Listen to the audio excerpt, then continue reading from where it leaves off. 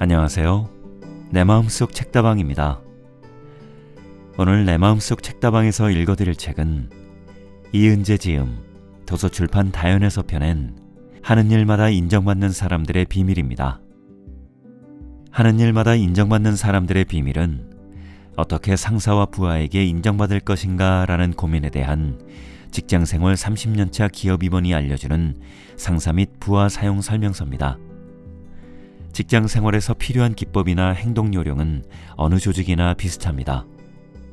다 사람 사는 세상이고 사람이 주인공이라서 그런 것이죠. 그래서 직장 생활을 잘하고 싶다면 먼저 사람의 마음부터 이해해야 한다고 저자는 말합니다. 이 책은 직장 생활 30년차 기업 임원이 그간의 경험으로 터득한 하는 일마다 인정받는 사람들의 직장 생활 노하우를 현실적으로 보여주고 있습니다. 어떻게 하면 상사 및 부하에게 인정받고 나아가 회사에서 인정받는 리더로 자리매김할 수 있는지 이 책이 그 실마리를 풀어줄 것입니다. 그럼 이제 내 마음속 책다방 문을 열겠습니다.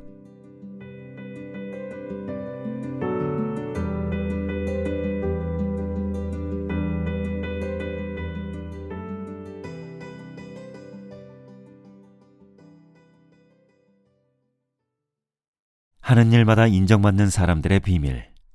이은재 지음. 챕터 1. 오늘도 마지못해 출근하는 당신에게.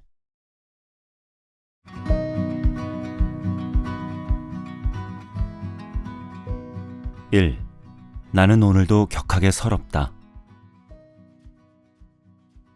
너 임마 뭣도 모르면서 말이 너무 많아. 앞으로 말하지 마. 누가 물으면 그때만 말해. 지금은 네 생각, 네 느낌 이런 거 한 개도 필요 없어. 알았어? 그리고 그 표정도 짓지 마. 네 기분을 그렇게 다 내놓지 말란 말이야. 이는 영화 열정 같은 소리하고 있네에서 도라희, 박보영 분, 내 직장 상사 하재관, 정재영 분이 광분하며 쏟아낸 말폭탄들이다. 주변에 이런 상사는 꼭 있게 마련이다. 자신의 감정을 제대로 제어하지 못하고 수시로 부하 직원에게 갑질을 해댄다. 뭐라도 안 집어던지면 다행이다. 부하 직원은 억울하다. 그렇다 하여 눈 부릅뜨고 대들 수도 없다. 마음을 다잡고 상사의 꼴통짓이 끝나기를 기다리는 게 상책이다. 그나마 실력이 있으면 수긍이라도 간다. 하지만 이런 상사들에게서는 신기하게도 실력이라는 걸 찾아볼 수 없다. 팀장 때였다. 다른 부서에서 신상품을 출시하며 우리 팀과 공동 프로모션을 제의해왔다. 언론사 보도자료 때문에 빨리 결정해달라는 요구도 있었다. 상사는 출장 중이었다. 내가 맡은 상품과 관련되어 있었기에 팀장 권한으로 수락했다. 다음 날 보고받은 상사의 불호령이 떨어졌다. 자기 허락도 없이 누구 마음대로 그런 결정을 했냐는 것이다. 당시 상황을 설명하면 할수록 오히려 그의 분노는 더 심해졌다. 급기야 전화기를 집어던지고 마시던 커피잔까지 바닥에 내동댕이 쳤다. 고함 소리가 얼마나 컸던지 화장실까지도 들렸다고 한다. 나도 화가 머리끝까지 치밀었다. 그렇다고 들이받을 수는 없었다. 하루 종일 팀원들은 내 눈치를 봐야 했다. 여기저기에서 수군대는 소리도 들렸다. 서러웠지만 어쩔 수 없었다. 나중에 알았다. 양쪽 부서의 상사가 서로 견원지간이라는 사실을. 동료들이 위로의 말을 건넸다. 직장 생활이 다 그렇지 뭐. 진심이 담기지 않은 말은 아무런 위로가 되지 않음을 그때 알았다. 귓가에서 계속 상사의 고함 소리가 맴돌았다. 네가 뭔데 그런 결정을 해? 이후로 상사의 얼굴도 마주하기 싫었다. 다른 부서로 가고 싶었지만 팀장인지라 그럴 수도 없었다. 결국 시간이 흘러야 해결될 것이었다. 내 안에 생긴 상처가 그토록 오래 갈 줄은 당시에는 몰랐다. 별것 아닌 일이라고 생각할 수도 있다. 사람마다 상처를 받아들이는 건 다르니까. 돌을 던진 사람은 개구리가 얼마나 아픈지 어디를 다쳤는지 관심이 없다. 알지도 못한다. 화를 내고 있는 순간은 제정신이 아닐 테니까. 설령 안다 하더라도 결코 본인의 잘못을 인정하거나 사과하지는 않는다. 부하 앞에서 창피해지기 싫기에. 안 해도 된다고 생각한다. 본인이 상사니까. 대부분이 그렇다. 물론 더러 괜찮은 상사도 있다. 슬쩍 다른 말에 섞어서 미안함을 표현하는 부류 말이다.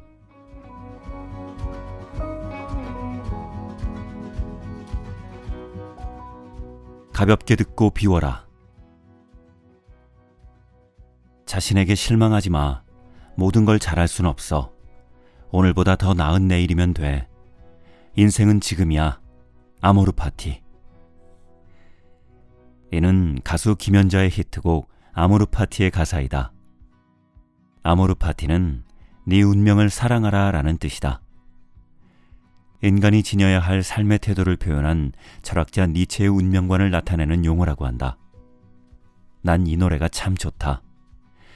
EDM도 좋고 가사 내용도 정말 좋다. 차에서 크게 틀어놓고 따라 부르면 스트레스가 확 풀린다. 나는 얼굴 자체가 웃는 상이다. 눈이 작고 눈꼬리가 아래로 처졌다. 하회탈 닮았다는 소리도 자주 듣는다. 직원들은 내 이런 모습을 보고 스트레스를 안 받고 직장에 다니는 줄 안다. 상무로 승진하고 새로운 조직을 맡았을 때의 일이다. 뭔가 보여줘야 한다는 생각이 앞서 실적이 괜찮은데도 정신없이 일했다. 그 모습이 스트레스를 받고 있다고 보였는지 A팀장이 조심스레 물었다. 상무님도 스트레스 받으세요? 전혀 안 받고 일하신다고 소문났던데. 그럼 스트레스 안 받고 직장 다니는 사람도 있나? 라며 화를 내야 할지, 내가 그랬어? 라며 웃어야 할지 당황스러웠던 그때가 지금도 자주 생각난다. 직장인이라면 누구나 직위고하를 막론하고 크고 작은 스트레스를 받게 마련이다. 상사 때문에, 일 때문에, 부하 직원 때문에 스트레스를 받는다.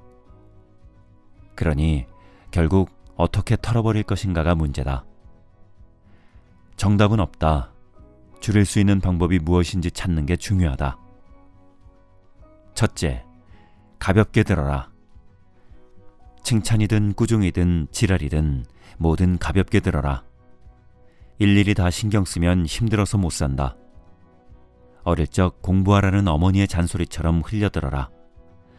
내 안에 담아두는 걸 최소화해야 오래 버틸 수 있다. 둘째, 집에 들고 오지 마라. 회사는 회사이고 집은 집이다. 회사 문을 나서는 순간 모두 잊어라. 회사 일도 안 되고 집안일도 안 된다. 퇴근 후 나는 가능한 한 휴대전화를 무음으로 해둔다. 집까지 싸들고 가서 고민한다고 해결될 일이었으면 회사에서 진즉 해결되었을 거다. 셋째, 나만의 해우소를 찾아라. 스트레스를 먹었으면 당연히 비워야 한다. 동네를 한 바퀴 달리든지 달리는 차 안에서 크게 노래를 부르든지 자기만의 해결 방법을 만들어야 한다. 적극적으로 이것저것 시도하라. 그 중에 가슴이 후련해지는 방법을 찾아라. 넷째, 문제의 본질을 파악하라. 상사가 왜 내게 화를 냈는지, 동료가 왜 나를 공격했는지 찾아보라. 행동의 결과에만 집착하면 안 된다. 그 원인과 이유를 찾는 습관을 들여라. 그러면 점차 스트레스를 받는 횟수가 줄어들 것이다.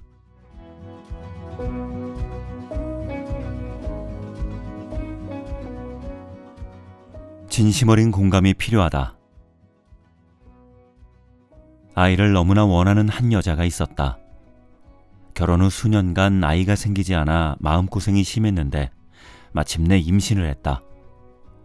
산딸이 되어 힘겹게 아이를 낳은 그녀는 세상을 다 가진 것 같았다. 하지만 기쁨도 잠시, 아이는 시름시름 말았다. 아이는 세상에 나온 지 한 달도 채 되지 않아 세상을 떠나고 말았다. 그녀는 가슴을 부여잡고 며칠을 울었다. 산 사람은 살아야죠. 빨리 잊고 기운 내세요. 아이는 다시 가지면 됩니다. 그만 딛고 일어나세요. 좋은 곳으로 갔을 테니 이제 잊고 새로운 삶을 살아야죠.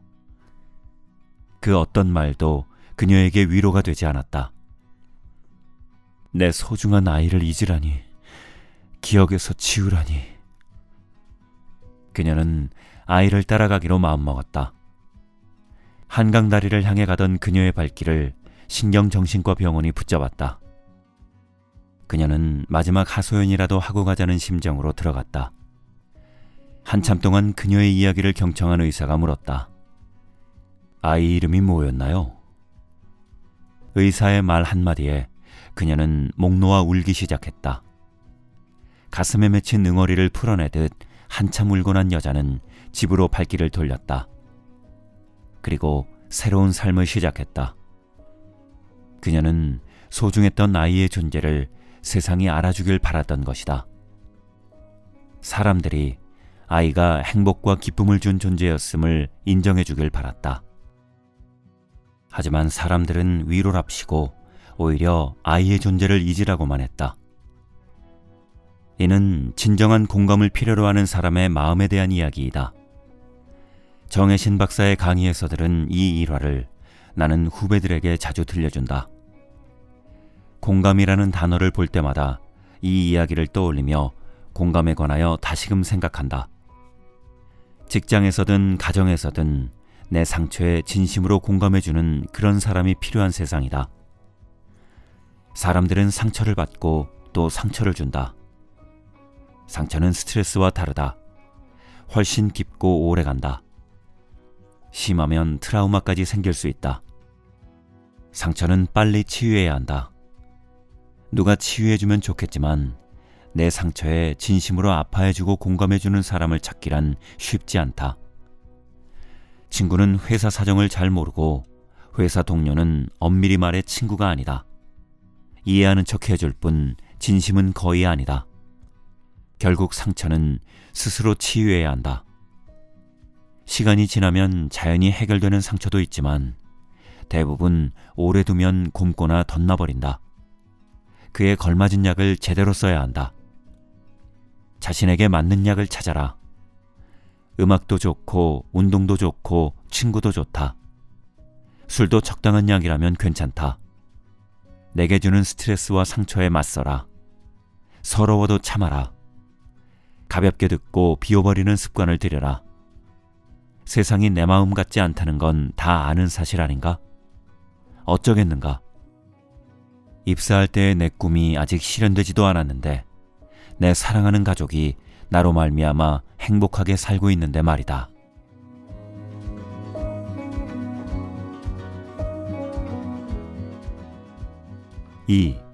오늘도 당신은 프로야근러. 머피의 법칙은 1949년 미국 에드워드 공군기지에서 일하던 머피 대위가 처음 사용한 말이다. 어떤 일을 하는 방법에는 여러 가지가 있고 그중 하나가 문제를 일으킬 수 있다면 누군가는 꼭 그 방법을 쓴다. 안 좋은 일에 미리 대비하자는 뜻이었는데 지금은 좀처럼 풀리지 않고 갈수록 꼬이기만 하는 일을 두고 사용한다. 신기하게도 모처럼 약속을 잡으면 야근이나 회식이 걸린다. 간만에 일찍 출근하면 그날따라 상사가 늦는다. 열심히 일하다가 잠깐 자리를 비우면 희한하게도 상사가 찾는다. 극악의 날에는 하루 종일 머피가 따라다니기도 한다. 직장 생활은 내 뜻대로 되지 않는다. 주 52시간 근무제가 시행되었지만 아직은 300인 이상 기업에만 해당된다. 전반적으로 시행된다 하더라도 현실은 또 다르다. 해야 할 일은 많은데 회사는 정부의 눈치를 보느라 퇴근하라고 한다. 소등도 하고 PC 전원도 끈다. 하지만 누군가는 내일 있을 회의 자료를 준비해야 한다. 노트북을 싸들고 카페로 향한다. 이른바 퇴근 후 카페족이 되는 것이다. 저녁에도 사무실 밀집 지역의 카페가 바글바글한 이유다. 사무실에서 야근을 할 때가 차라리 낫다. 석식을 주는 회사도 있고 자신의 책상에서 자료를 찾아가며 일할 수도 있으니까. 강제로 사무실을 나오면 얘기가 달라진다. 일단 카페에서 샌드위치와 음료를 내 돈으로 사 먹어야 한다. 내 통장은 금세 통장이 된다. 가끔 카페 로고가 찍힌 빈 텀블러를 갖다 놓고 음료를 구매한 것처럼 위장도 한다. 하지만 매번 그럴 수도 없다. 노트북에 참고 자료에 밤늦은 퇴근길 발걸음이 한층 무거워진다. 물론 직원을 가족처럼 생각하고 위해주는 회사도 많다. 한 회사는 수요일을 이른바 산무데이, 회의, 회식, 야근이 없는 날로 정하여 직원들을 평소보다 1시간 30분 일찍 퇴근시킨다. 직원들은 그렇게 일찍 귀가하여 가족과 시간을 보내거나 개인 일을 처리한다. 그런 만큼 이 회사의 여성 직원 비율은 50%를 넘는다. 또한 그중 상당수가 워킹맘이다. 나의 전 직장에서도 매월 둘째, 셋째 주 수요일에 1시간 일찍 퇴근하는 스마트 워킹데이를 실시했다. PC 전원을 차단하고 소등도 한다. 밤 10시 이후 업무 관련 카톡도 금지한다.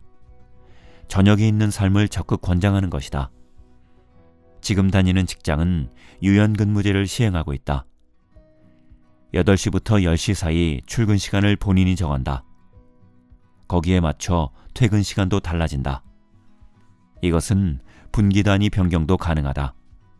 한 달에 한 번 원하는 금요일에 쉬는 금요 휴무제도 시행 중이다. 회사가 나서서 워라밸을 강조한다. 이 모든 것은 결국 업무 효율을 높이기 위해서다.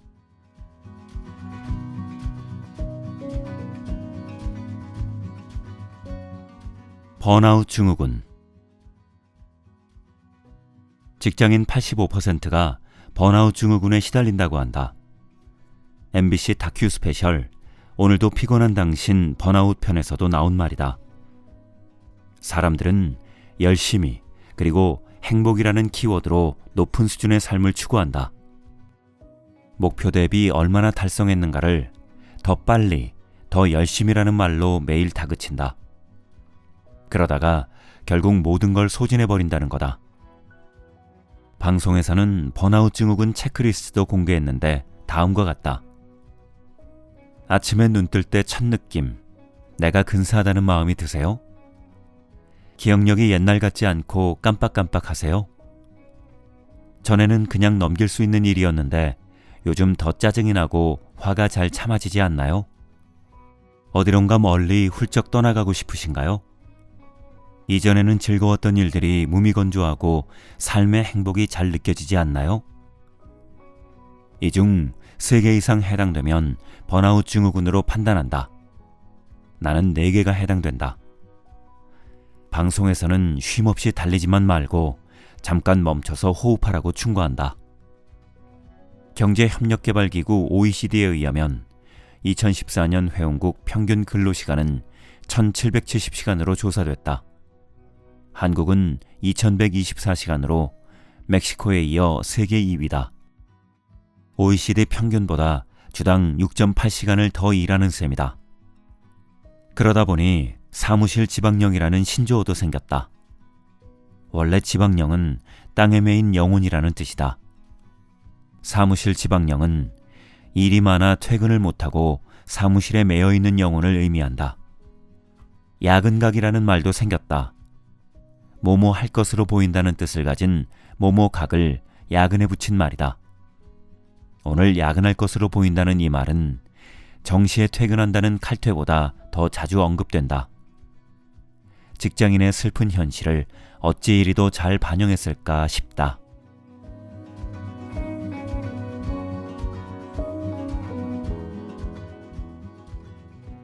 내가 싫었던 것은 안 한다. 나는 출근을 일찍 한다. 러시아워에 길에서 소비하는 시간이 너무 길기 때문이다. 대신 퇴근은 6시에 칼같이 한다. 그래야 직원들도 마음 편히 퇴근할 테니까. 내가 평사원이던 시절 딱히 할 일이 없는데도 사무실에서 게임 등으로 시간을 죽이는 상사가 많았다. 집에 일찍 가봐야 할 일도 없고 무엇보다 마누라 잔소리 듣기 싫어서가 그 이유였다. 신입사원 시절 과장은 신혼인 내게 마누라 길들이기를 위해서라도 집에 늦게 가야 한다며 충고까지 할 정도였다. 일찍 귀가하는 버릇을 들이면 정작 늦을 때 잔소리가 많아진다는 것이다. 나는 그런 행태가 너무 싫었다. 할 일 다 해놓고 퇴근하는데 왜 눈치를 봐야 하는지, 그런 상황을 만드는 상사들이 이해가 안 되었다. 내가 높은 자리에 오르면 무조건 일찍 퇴근하겠노라 그때 다짐했다. 내가 싫었던 건 안 한다 중 첫째가 불필요한 야근이다. 나와 함께하는 직원들은 당연히 이러한 내 방침을 무척 좋아한다. 그 대신 나는 업무 시간에 제대로 집중할 것을 강조한다. 그래서 집중 근무 시간을 정했다. 오전에는 불필요한 회의나 흡연을 삼가라고 지시했다. 내 권리를 누리기 위해서는 내 의무를 다해야 한다는 게 나의 기본 철학이다. 두 번째는 퇴근 전에는 업무 지시를 하지 않는다는 것이다. 시간이 촉박한 경우라도 다음날 아침 일찍 호출해 지시한다. 물론 내 상사가 지시할 경우 시간을 벌어야 하는 건 내 몫이었다. 그래야 이 일을 시켜도 떳떳하고 직원들이 돌아서서 구시렁대지 않을 것이었다. 2018년 7월 1일부터 주당 법정 근로시간이 68시간에서 52시간으로 줄었다. 국회 예산정책처의 연장 근로시간 제한의 임금 및 고용에 대한 효과 분석 보고서에 따르면 근로자 평균 37만 7천 원의 월급이 줄어들 것으로 추정했다. 적은 월급에 시달리는 근로자들은 저녁 시간은 찾았는지 몰라도 그 시간에 쓸 돈이 줄었다고 하소연한다. 진정한 저녁이 있는 삶은 아니라고도 한다. 해야 할 일을 외부에서 처리해야 하니 오히려 월급이 줄어든 현실이 더 문제라는 것이다. 어떤 제도도 모두를 만족시킬 수는 없다. 노동시간을 제도화하여 줄이는 건 한계가 있다. 직장에서 야근을 유발하는 당사자는 누구인가? 직원의 능력이 부족해 일이 늦어질 수도 있다. 하지만 원인 제공자는 대부분 상사다. 상사가 일을 지시하고 상사의 호기심이 일을 만든다. 당신이 야근 많은 부서의 상사라면 업무를 지시하기 전에 꼭 필요한 일인지 다시 한번 확인하는 습관을 가져야 한다. 일단 한번 해봐가 더 이상 상사의 특권이 되어서는 안 된다. 상사부터 업무를 확실히 파악하고 진짜 필요한 일만 지시하라. 그러면 야근 없는 세상에 한 걸음 더 다가갈 수 있을 것이다.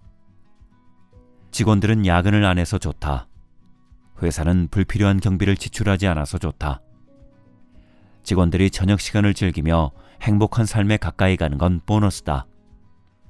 만일 당신이 상사의 지시가 없는데도 늘 야근에 시달리는 직원이라면 일하는 태도부터 바꿔라. 일과 시간 중에는 일에만 집중하라. 쓸데없이 잡담하고 커피 마시고 화장실에서 스마트폰 보는 시간만 줄여도 야근을 줄이거나 피할 수 있다.